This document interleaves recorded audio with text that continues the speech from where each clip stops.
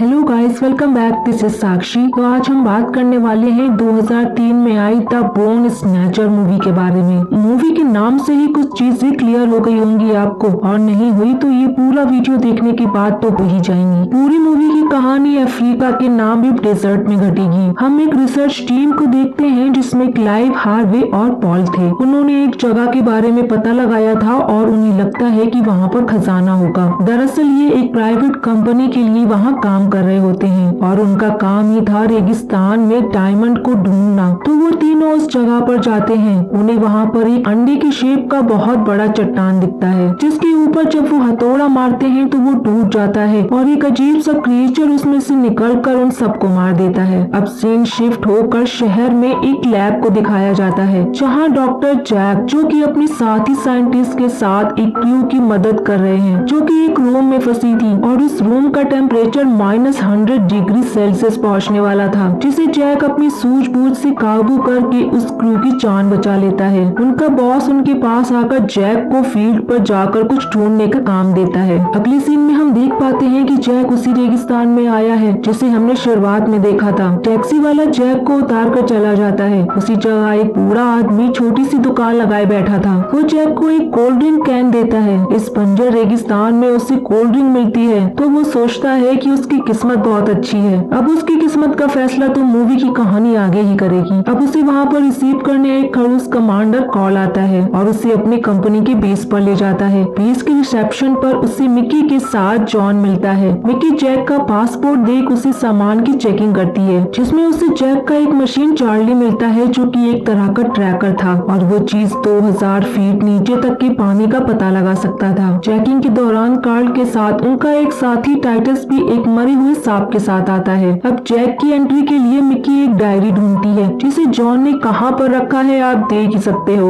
उसकी बदतमीजी के लिए जैक जॉन को मारकर बेहोश कर देता है और मिकी उस डायरी को लेकर वहां से निकल जाती है। थोड़ी देर बाद जैक और मिकी एक ट्रक से उस टीम की तलाश में निकल जाते हैं जो शुरुआत में डायमंड की खोज में निकले थे। उनके ट्रक के ऊपर बहुत सारा लिक्विड फ्यूल था, क्योंकि उन्हें 1000 किलोमीटर भी भटकना पड़ सकता है इस रेगिस्तान में। कार्ल भी फर्स्ट एड किट ट्रक में लेकर अपने गन्स के साथ लोड करता है। और अब हम यहाँ पे दो नए कैरेक्टर्स मैग्डा और कर्ट से मिलते हैं, जो कि इस ट्रक के ड्राइवर थे। निकलने से पहले टाइटस को एक बूढ़ा आदमी उसे एक हड्डी का लॉकेट देता है, जिस पर एक क्रीपी स्कल का डिजाइन था। अब इनका सफर शुरू होता है और हम देख पाते हैं कि जैक मिकी की तरफ थोड़ा अट्रैक्ट हो रहा है। काफी देर उस रेगिस्तान में भटकने के बाद मिकी को पहले वाला ट्रक दिखता है। जब सब उस ट्रक के पास जाते हैं तो थोड़ी दूर पर उन्हें इंसान के 2 कंकाल मिलते हैं। एक कंकाल के बगल में एक चाकू भी था, जिसे देखकर कार्ल समझ जाता है कि ये बॉडी पॉल की है। सबको डाउट हो रहा था कि इनकी मौत तो 6-7 घंटे पहले हुई होगी, तो इनकी बॉडी डिकम्पोज होकर कंकाल में कैसे बदल गई। मिकी इन्वेस्टिगेशन के लिए पुलिस बुलाने को बोलती है, पर कार्ल का शक उस तीसरे बंदे पर था, क्योंकि वहाँ पर बस 2 ही कंकाल थे। मतलब तीसरे वाले ने इन्हें मारा है। तभी उन्हें टाइटस आवाज देकर अपने पास बुलाता है, जहाँ उन्हें पैरों के निशान मिलते हैं। तो वो उस पैरों के निशान के पीछे चल देते हैं। मैग्डा वहीं ट्रक में थी। अब थोड़ा दूर आने के बाद उन्हें समझ आता है कि शुरुआत में उन्हें 2 पैरों के निशान मिले थे, पर अब उन्हें 4 पैरों के निशान मिल रहे हैं। तभी जैक का मशीन डीप करने लगता है और सब उसी डायरेक्शन में बढ़ते हैं। तो वो सब एक शमशान जैसी जगह पर आते हैं, जिसे देखकर हमें लगता है कि यहाँ काला जादू वगैरह होता है। टाइटस जैक को वहाँ की चीजों को छूने से भी मना करता है और टाइटस के पास जैसा लॉकेट था वैसा ही वहाँ की हड्डियों पर बना था। अब कर्ट वापस उनके पास ट्रक लेकर आता है और वो अपने बेस की तरफ निकलकर एक फॉरेंसिक टीम को यहाँ पर भेजने की सोचते हैं। तभी उन्हें एक बॉडी का कंकाल मिलता है। मतलब वो तीसरा बंदा भी मारा गया, जिस पर कार्ल को किलर होने का शक होता है। कार्ल बहुत ज्यादा पैनिक हो रहा था, क्योंकि उनके साथियों को किसी ने मार दिया। कार्ल उन्हें इस किलर की खोज में जाने को बोलता है, पर मैग्डा उसे मना कर देती है, क्योंकि रात होने वाली थी। इसलिए वो सब रात वहीं गुजारते हैं। जैक को अपने साथ हुए इंसिडेंट्स याद आते हैं कि कैसे ना चाहते हुए भी वो यहाँ पर आ गया, पर इन सब में बस एक चीज उसके साथ अच्छी हुई कि वो मिकी से मिला। अब वो रेत पर स्केटिंग करता है, जिसे मिकी देख रही थी। अब मिकी उसकी मशीन को उसके पास लाती है, क्योंकि वो बहुत देर से डीप कर रहा था, जिसका मतलब वो क्रिएचर इनके पास ही है। पर मिकी और जैक अपने बीच की बॉन्डिंग बनाने में लगे हुए थे, एक दूसरे से फ्लर्ट करते हुए। थोड़ी देर बाद जब वो एक दूसरे के बारे में कुछ बातें जान लेते हैं तो मिकी ट्रक में सोने चली जाती है, पर जैक वहीं बाहर रेत पर लेटा रहता है। तभी उसका मशीन जोर जोर से बीप करने लगता है और जैक जब अपने अगल बगल देखता है तो उसे कुछ भी नहीं दिखता। तभी वो क्रिएचर उसके सामने आ जाता है, जिसे देखकर जैक चिल्लाते हुए ट्रक के पास जाकर कार्ल को उठाता है। कार्ल टॉर्च जलाकर जब बाहर देखता है तो उसे कुछ नहीं दिखाई देता। वो जैक को समझाता है कि तुम अफ्रीका में हो तो उसने कोई जानवर देखा होगा। तभी मिकी आकर उन्हें बताती है कि उनके साथियों के कंकाल गायब है। कार्ल को लग रहा था कि इसके पीछे जैक का हाथ है, पर जैक उस पर गुस्सा होकर बोलता है कि तुम्हें भी पता है यहाँ कुछ सुपरनैचुरल हो रहा है, मैं उन हड्डियों का क्या करूँगा। फिर टाइटस उन्हें क्यूरू के बारे में बताता है जो कि एक रानी है और वो अपनी प्रजाति की पहली और आखिरी जीव है जो कि डायनासोर्स के पहले से ही है और वो दूसरे जीवों पर आश्रित है। वो अपने शिकार की सिर्फ हड्डियों को ही छोड़ती है। ये सब बातें कार्ल को बकवास लगती हैं। थोड़ी देर बाद कर्ट और जैक को वापस मशीन से बीप करने की आवाजें आती हैं, तो कार्ल मैग्डा को ट्रक उसी डायरेक्शन में ले जाने को बोलता है, पर मैग्डा उसे सुबह होने का इंतजार करने को बोलती है। सुबह होते ही वो सब उस किलर के पैरों के निशान का पीछा करते हुए आगे बढ़ते हैं। एक जगह आने पर वो सब उतरकर अगल बगल उस क्रिएचर को ढूंढने में लगते हैं, तो क्रिएचर उन्हें एक जगह मिलता है। कार्ल उसे स्निपर से शूट कर देता है और जब उसे गोली लगती है तो वो किसी कागज की राख की तरह बिखर जाता है। अब सब वहाँ जाकर देखते हैं तो उन्हें कुछ नहीं मिलता। कार्ल भी शॉक था। उन्हें वहाँ अपने साथियों की गायब हुई हड्डियाँ मिलती हैं, जिसे कोड ट्रक में रख देता है। टाइटस जैक को बताता है कि उसके साथ ऐसा हादसा उसकी जवानी में हुआ था, जब उसने अपने दोस्त की बॉडी की सिर्फ हड्डियों को देखा था। अब सब वहाँ से निकलने का फैसला करके जैसे ही ट्रक स्टार्ट करते हैं तो ट्रक में शॉर्ट सर्किट होने की वजह से थोड़ा आग लग जाती है, जिसे मैग्डा काबू में कर लेती है। कर्ट उन्हें बताता है कि उसे इस ट्रक को बनाने में महीनों लग जाएंगे। अब वो सब रास्ता तो भटक ही गए थे और मिकी के रेडियो चेक करने पर उन्हें सिग्नल नहीं मिलता, तो वो सब वहीं रुकने का फैसला करते हैं। उनके पास से एक छोटा प्लेन गुजरता है, पर उनका ध्यान उन पर नहीं जाता। मैग्डा जैक को समझाती है कि उनके पास पर्याप्त भोजन पानी है, तो वो 2 दिन में ही पैनिक की सिचुएशन क्रिएट ना करे। अब उन्हें वहाँ रहते हुए काफी दिन हो चुके थे और मानो उन्होंने वहाँ अपनी छोटी बस्ती बसा ली हो।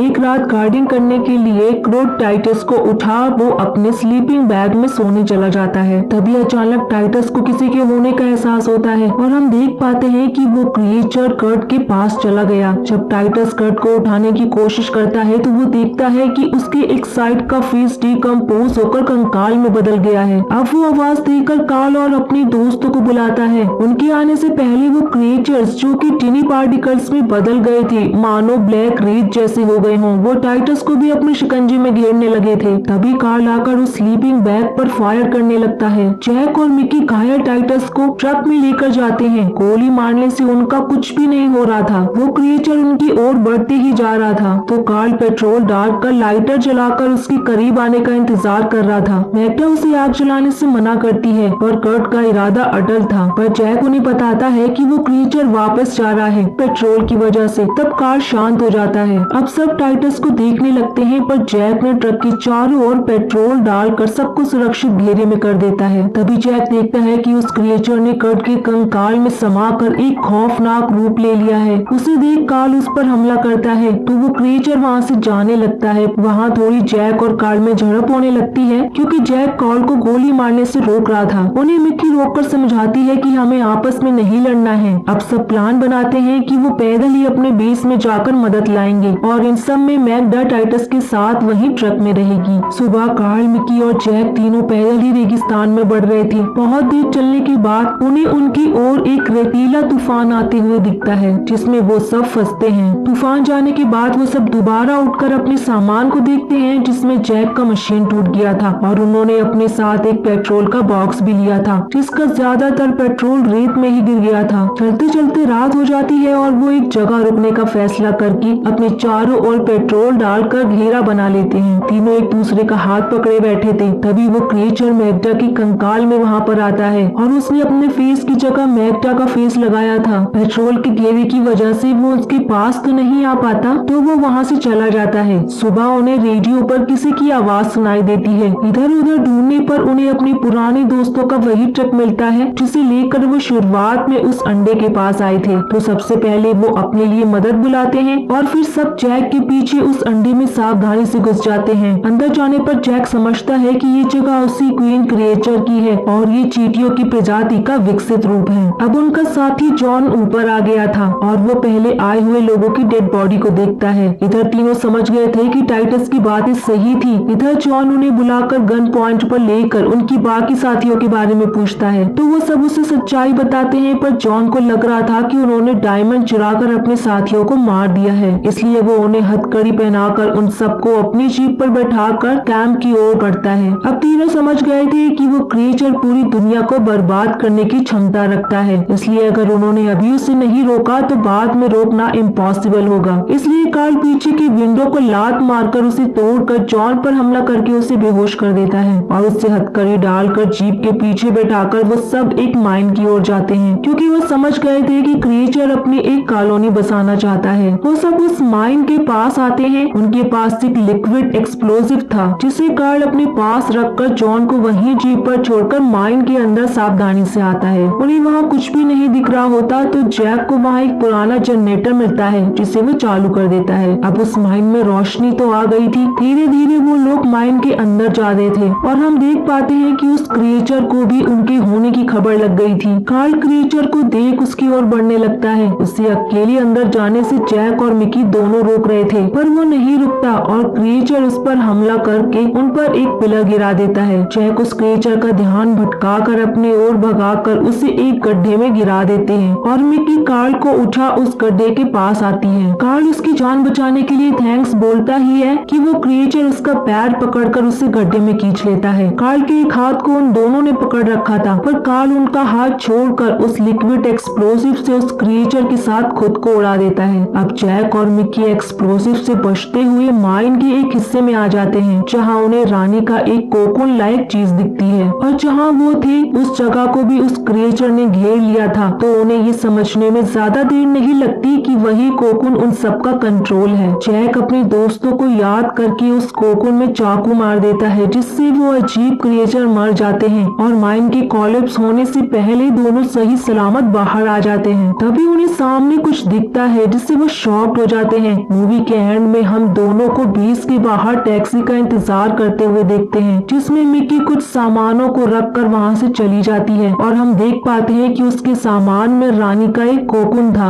वो दोनों बाहर शायद जॉन की बॉडी को देखकर शॉक्ड हुए होंगे और उन्हें बाद में उस डेजर्ट में और भी कोकून मिले होंगे जिसे मिकी शहर के लैब में लेकर जा रही होगी और जैक उस क्रिएचर की तलाश में अभी भी वहीं पर है। तो उसका नेक्स्ट पार्ट तो आया नहीं है, इसलिए कुछ भी कहना गलत होगा, ये बस मेरी थ्योरी है। सो गाइस, अगर आप लोगों को वीडियो पसंद आया हो तो वीडियो को लाइक और कमेंट करना मत भूलिएगा। अब हम मिलेंगे नेक्स्ट वीडियो में, तब तक के लिए take care and tata bye bye.